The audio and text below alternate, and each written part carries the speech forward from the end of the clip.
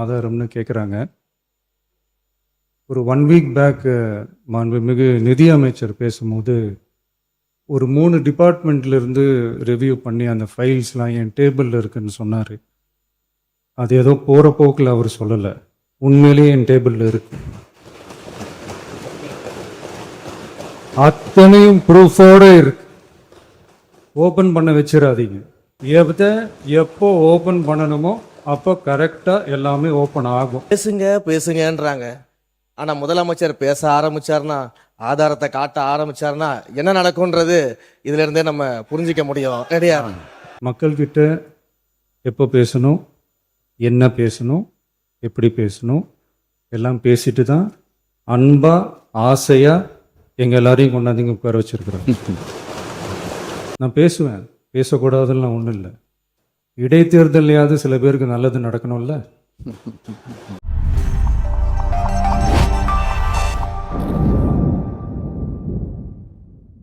மாண்புமிகு பேரவைத் தலைவர் அவர்களே, பல்வேறு விஷயங்களை மூத்த உறுப்பினர் அண்ணன் சுட்டி காண்பித்துக் கொண்டிருந்தார். நேற்று கூட மூத்த உறுப்பினர் ஏவாவில் அண்ணன் பேசும்போது சமஸ் அவர்களினுடைய ஒரு புத்தகத்தை கூட காட்டினாங்க. நான் சமஸ் அவர்களினுடைய வார்த்தைகளை நல்லா படிக்கக்கூடிய ஒரு ரீடர். அவர் இன்னொரு ஆர்டிகிள் எழுதியிருந்தார். ஆர்டிகிளின் தலைப்பு என்ன தெரியுமா? விஜய் 100 ஊழலுக்கு எதிரான ஒரு அடி. என்ன பேசினாலும் ஆதாரம் காட்டுங்கள், ஆதாரம் காட்டல அவர் சொல்கிறார்கள். அமைச்சர் பெருமக்கள் எழுந்து பேசுகிற போதே தவறு நடந்திருக்கலாம் என்று அவரே சொல்கிறார். முதலில் தவறு நடந்திருக்கலாம் என்று ஒப்புக்கொண்டதற்கு ஒரு பணிவான நன்றியை தெரிவித்துக் கொண்டு, ஆதாரங்களை நாங்கள் காட்டும் போதே இப்படி பேசுகிறார்கள். மாண்புமிகு முதலமைச்சர் ஆதாரங்களை வைத்திருக்கிறார், அவர் ஒருவேளை எடுத்து காட்டிவிட்டார் என்று சொன்னால் அவர்கள் நிலைமை நினைத்து பார்த்தேன். கொஞ்சம் கவலையாகத்தான் இருக்கிறது.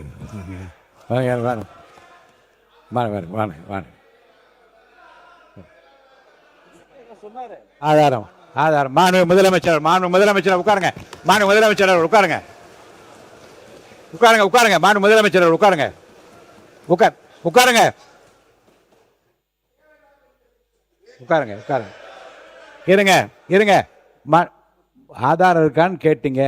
திடீரென்று முதலமைச்சர் எந்திரிச்சு பேச முற்படுறாங்க. அப்போ திருப்பி எதுக்காக நீங்கள் கத்திட்டு? உட்காருங்க, தயவு செய்து உட்காருங்க, எழுந்திருக்காதீங்க. மாண்புமிகு முதலமைச்சர் அவர்கள். மாண்புமிகு பேரவைத் தலைவர் அவர்களே, நான் அதை சொல்ல வேணான்னு தான் நினச்சேன். ஆதாரம்னு கேட்குறாங்க. ஒரு 1 வீக் பேக் மாண்புமிகு நிதி அமைச்சர் பேசும்போது ஒரு 3 டிபார்ட்மெண்ட்லேருந்து ரிவ்யூ பண்ணி அந்த ஃபைல்ஸ்லாம் என் டேபிளில் இருக்குன்னு சொன்னார். அது ஏதோ போகிற போக்கில் அவர் சொல்லலை, உண்மையிலேயே என் டேபிளில் இருக்கு. அத்தனையும் ப்ரூஃபோடு இருக்கு. ஓப்பன் பண்ண வச்சிடாதீங்க. எப்போ ஓப்பன் பண்ணணுமோ அப்போ கரெக்டாக எல்லாமே ஓப்பன் ஆகும். மாண்புமிகு இந்து அறநிலையத்துறை அமைச்சர் அவர்கள். இந்து அறநிலையத்துறை அமைச்சர் அவர்கள். மாண்புமிகு பேரவை தலைவர் அவர்களே, நம்முடைய மதிப்பிற்குரிய அண்ணன்கள் எல்லாருமே பேசுங்கன்றாங்க. ஆனால் முதலமைச்சர் பேச ஆரம்பிச்சார்னா, ஆதாரத்தை காட்ட ஆரம்பிச்சார்னா என்ன நடக்கும்ன்றது இதுல இருந்தே நம்ம புரிஞ்சிக்க முடியும். ரெடியா? மாண்புமிகு முதலமைச்சர் அவர்கள்.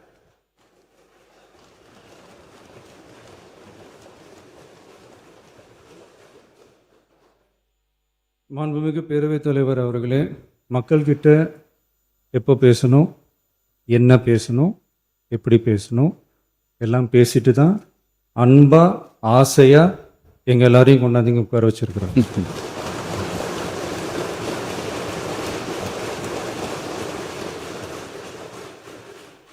நான் பேசுவேன், பேசக்கூடாதுலாம் ஒன்றும் இல்லை.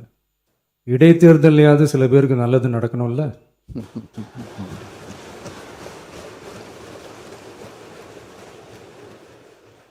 உறுப்பினர்.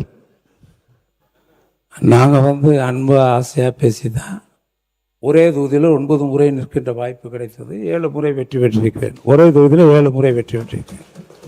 அது தமிழகத்தில் 2 முறை அதிகமான வாக்குகள் வித்தியாசத்தில் முதல் வாக்கு வித்தியாசத்தை மக்கள் வழங்கியிருக்கிறார்கள்.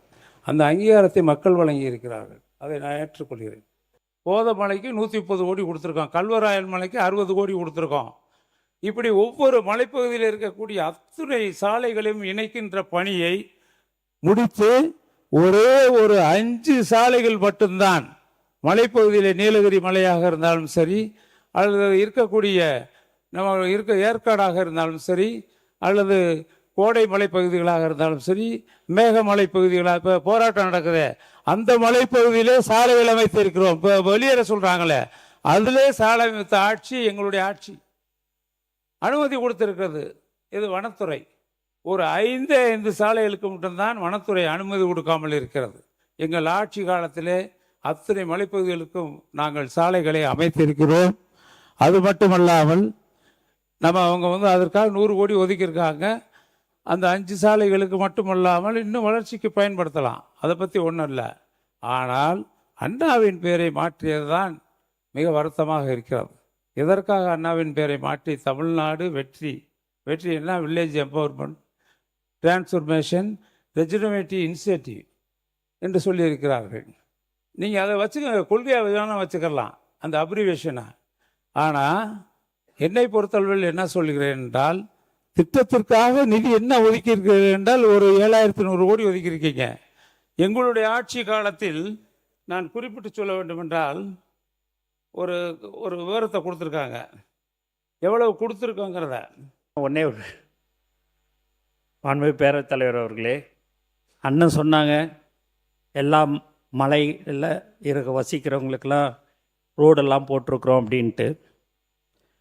அண்ணனுடைய மாவட்டம்தான் திண்டுக்கல் மாவட்டம்.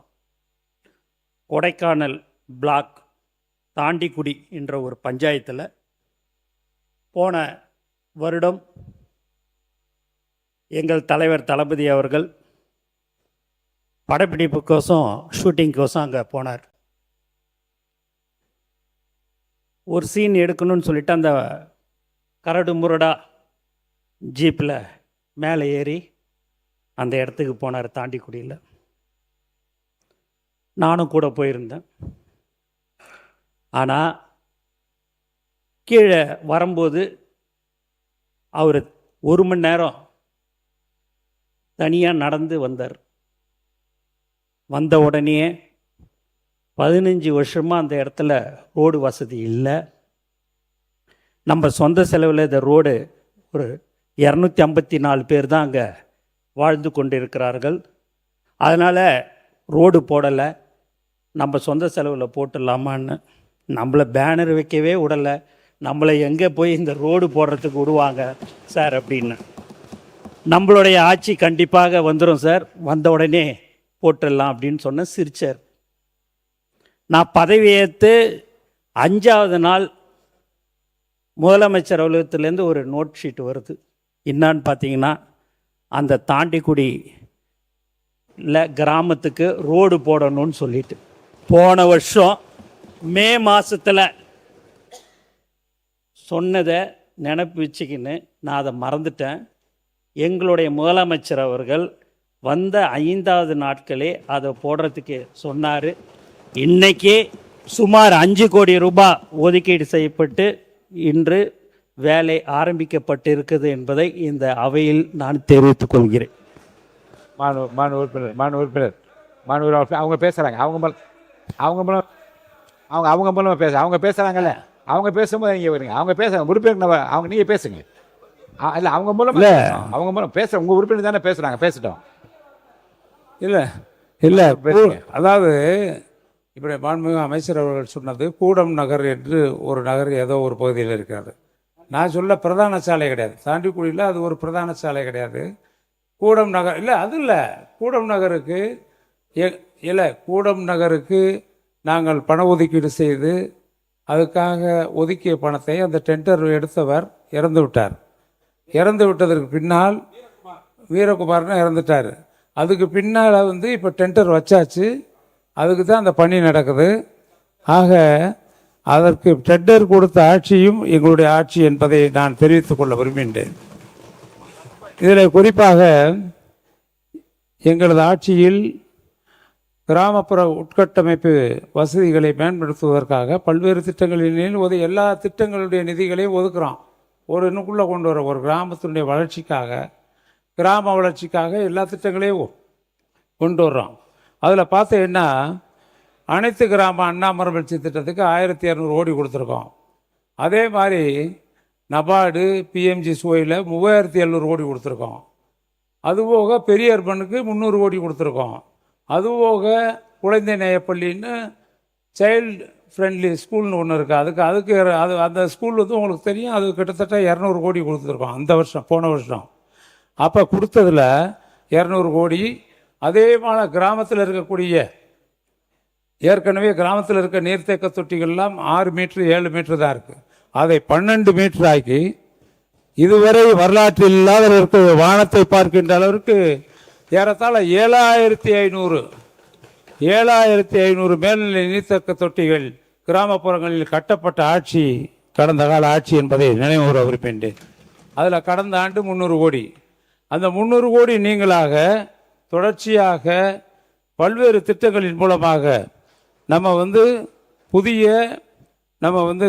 நீர்த்தேக்க தொட்டிகள் கட்டது 300 கோடி. உயர்மட்ட பாலங்களுக்காக 800 கோடி கொடுத்துருக்கோம். இது போக ஊரக பகுதியில் உள்ள தெருக்கள் மற்றும் அந்த குறுகலான சந்தைகளுக்காக 350 கோடி கொடுத்துருக்கோம். ஊரக பகுதியில் உள்ள மண் சாலைகளை ஓரடுக்கு கப்பி சாலைகளாக மாற்றுவதற்கு 150 கோடி கொடுத்துருக்கோம். அதே மாதிரி கிட்டத்தட்ட அங்கே இருக்கக்கூடிய நீர்வளங்களை பாதுகாப்பதற்காக ஒரு 500 கோடி கொடுத்துருக்கோம். இது ஊராட்சி மன்ற கட்டடங்கள் கட்டுவதற்கு 157 கோடி கொடுத்துருக்கோம். அதுபோக நாமக்கு நாமே திட்டத்திற்காக 150 கோடி கொடுத்துருக்கோம். ஏறத்தாழ 8000 கோடி அளவிற்கு நாங்கள் நிதி அளித்திருக்கிறோம் கடந்த ஆண்டு. ஆனால் இந்த ஆண்டு நீங்கள் பெரிய அர்பனுக்கு ஒரு 1000 கோடி, அது மலை வளர்ச்சி பகுதிகளுக்கு சாலைகள் அமைக்க ஒரு 100 கோடி, இது போக 6000 கோடி கொடுத்துருக்கேன். மொத்தம் 7100 கோடி. இதை கணக்கிட்டு பார்த்தால் இந்த நிதிநிலை அறிக்கையில் கடந்த ஆண்டு நடந்த உள்கட்டமைப்பு வசதிகளுக்காக, கிராமப்புற உள்கட்டமைப்பு வசதிகளுக்காக வழங்கப்பட்ட பணம் ஏறத்தாழ 8000 கோடி. நீங்கள் 7807 கோடின்னு வச்சுக்கோங்க, நீங்கள் 7100 கோடி கொடுத்துருக்கீங்க. ஆக குறைவாகத்தானே இருக்கிறது.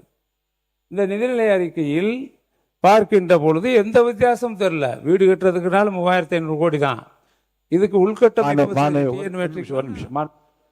யார் பள்ளிக்கல்வித்துறை அமைச்சர்கள்